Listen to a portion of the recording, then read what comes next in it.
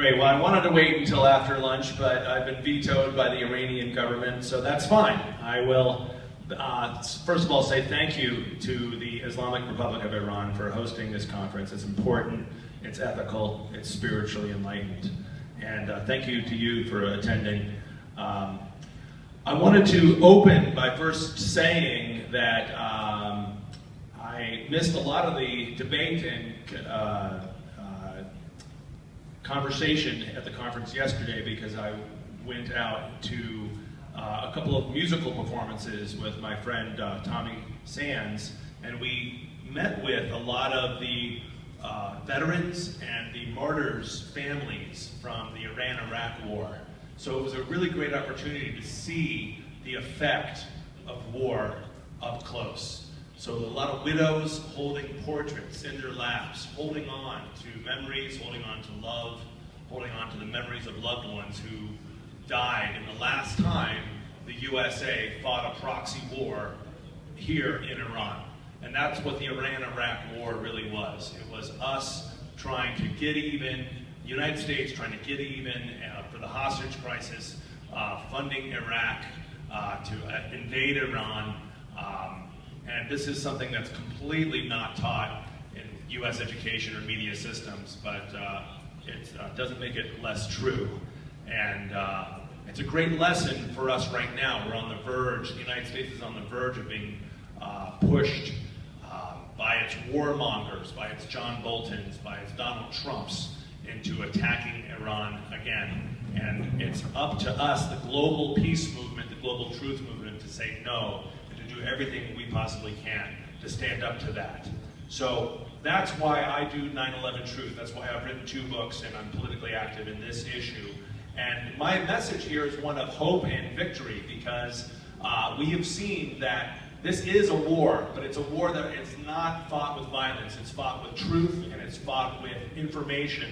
And it's fought, I think, with a certain amount of spiritual integrity that has to be an essential part of this struggle. So it has all of the bravado and glory of armed struggle, but without the inevitable evil of armed struggle, because armed struggle only can create bloodshed and retribution and damaged public opinion. And what Gandhi taught us is that really this modern day, in our modern day media culture, what really matters is public opinion.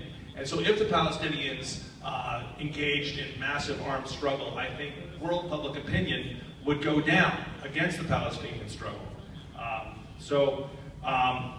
Anyway, what I wanted to say that in the last couple of years, we've had some major breakthroughs with the 28 pages being released in the United States of America. These were secret documents that were withheld from the public by the Bush administration. They exposed the Saudi royal family connection to 9/11.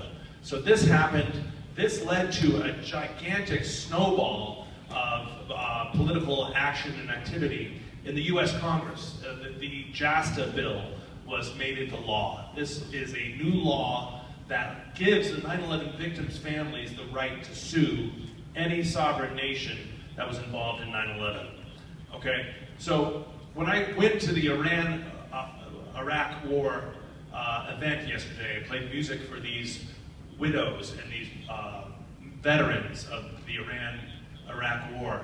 It reminded me actually of the 9/11 victims' families who are, holding on to love, holding on to memories of loved ones, and are still waiting for justice, right? So that's what we have in New York City, and that's who we advocate for in New York City, the 9/11 victims' families, because they have never been given an answer to the many, many questions about 9/11. But that's beginning to change, because with the JASTA bill, now they're being given the right to be able to sue any sovereign nation. A lot of people think, oh, they can sue Saudi Arabia now. But as my friends in the Lawyers Committee for 9/11 Inquiry have pointed out, it's not just Saudi Arabia. It's any state that was involved in 9/11, right? The JASTA bill removes sovereign immunity from any state involved in 9/11. And my friends in the Lawyers Committee for 9/11 Inquiry are very interested in the Israeli connection. So what is the Israeli connection to 9/11? Well, there's two different operations, and these are exposed recently in a memo everyone here should know about. It's called the Shay Memo, S-H... Slowly? For translation? Okay. Take notes? Good. Good. If you're taking notes, I will articulate this a little bit clearly, despite my hunger and my lack of sleep. Finish by 1:30. I got it. Thank you. I will. S-H-E-A, Memo. Make a note of it because it's worth looking at. It's quite a page turner, especially for students of Mossad, students of intrigue as it relates to the 9/11 operation. It is well sourced. It is exquisitely researched. It's written by an international attorney named Gerald Shay. It was submitted to the US Congress way back in 2004. Salon.com was supposed to do a major article on it of 11,000 words, but that article was killed at the last minute. Why? It exposes the Israeli intelligence connection to the 19 hijackers. It exposes two different cells. The art students who were infiltrating the DEA, the Drug Enforcement Agency, so much so that in June 2001, a DEA memo was published internally. And this is an extremely interesting document, the Shay Memo, because it actually republishes in its entirety the DEA memo of June of 2001, in which these DEA agents are complaining of being infiltrated by Israeli intelligence. These same Mossad agents that were infiltrating the DEA were on top of the 19 hijackers, especially Khalid al-Mihdhar and Nawaf al-Hazmi, two of the key hijackers who have a clear pattern of being protected by the US government, right? So these guys are no longer hijackers so much as they are patsies, right? They're actors that were used in the 9/11 operation. The other part of the Shay Memo that is exquisitely documented is the Jersey City cell. The Jersey City, or the New Jersey cell, in East Rutherford, New Jersey, on 9/11, there were 5 Israeli movers who were posing as movers, and they said, as soon as they were arrested, they said that we're not your problem, the Palestinians are your problem. They were arrested because they were observed celebrating the attacks, documenting the attacks with video, and high-fiving, holding up cigarette lighters while the planes flew into the buildings and while the buildings burned.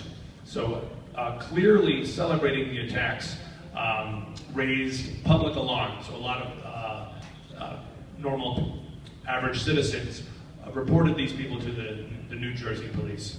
So they were detained and held by the FBI for 60 days until they were quietly released by people like Michael Chertoff. He was the head of the Homeland Security Department, and he's also somebody that has close ties to Israel, and was released.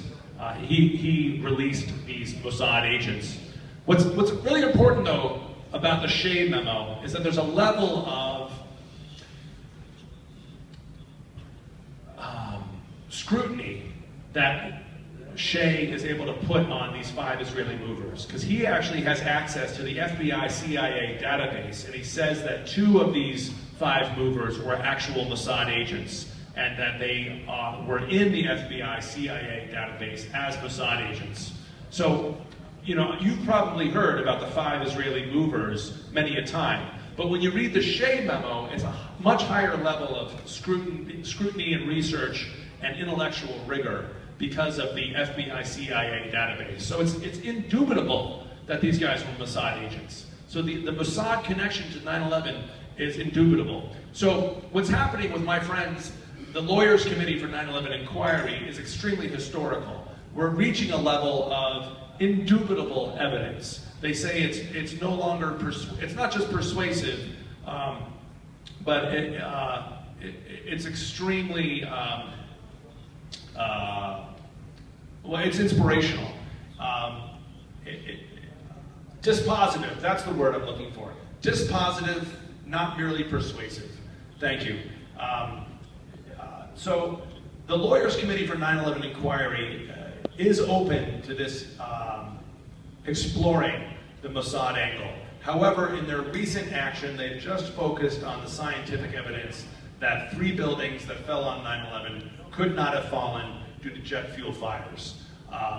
There's 57 categories of evidence submitted in their recent petition for a grand jury investigation. So we've had a number of different legal avenues to really explore 9/11 in the last 17 years.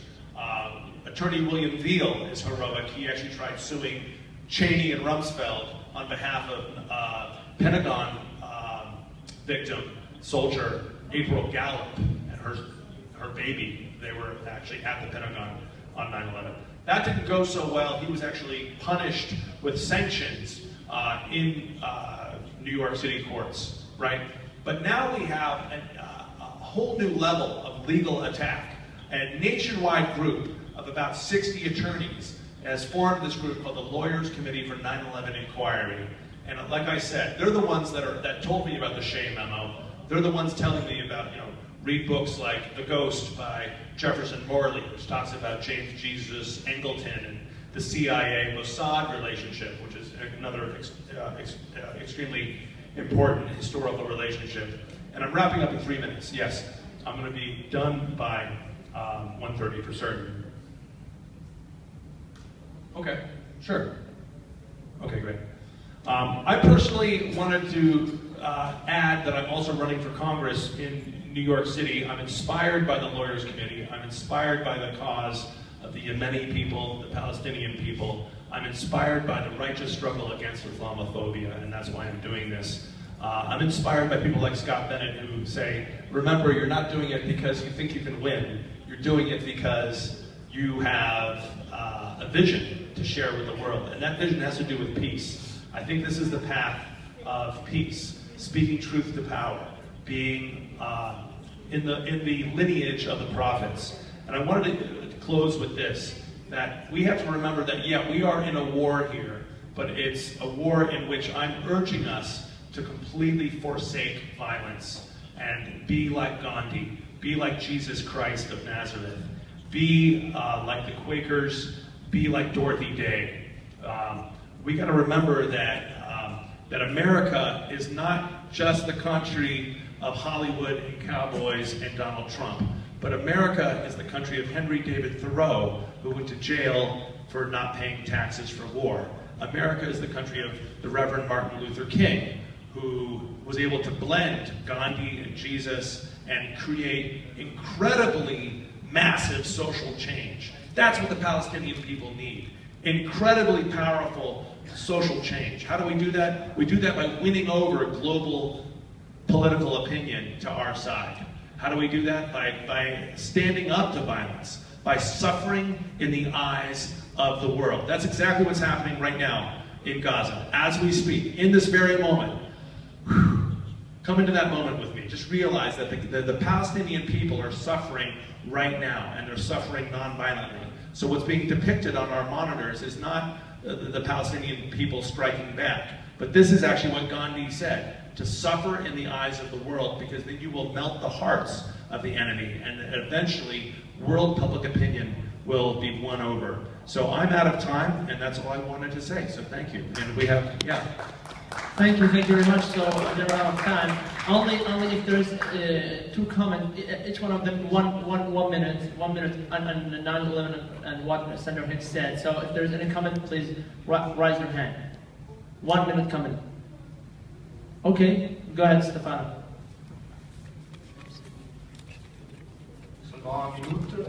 Je pense qu'on doit repartir de la question palestinienne, parce que, comme on dit mon collègue avant, c'est nécessaire de trouver une solution. Et je propose que l'Iran se fait porte-parole d'une grande campagne internationale, diplomatique, face avec ses alliés, la Russie, la Chine et les pays. So he's saying actually we have to have an international campaign for the Palestinian people actually to come on Palestine in order to defend the Palestinian people.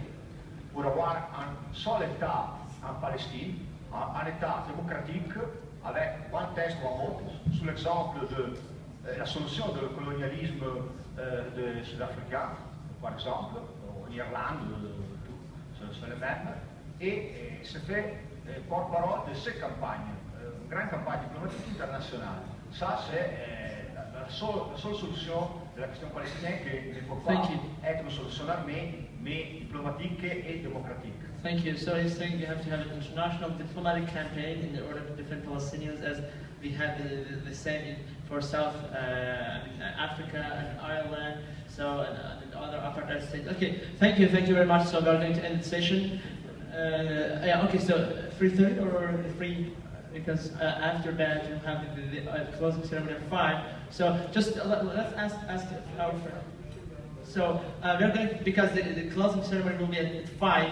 5 p.m., but not here, in another hall, so which is not in the hotel. So we'll be here back at 3 or 3:30. So I think if you agree, because we are out of time and there's some other speakers for the next, which is the final session. So we'll be back here at 3 p.m. Is it okay? Okay. Thank you very much.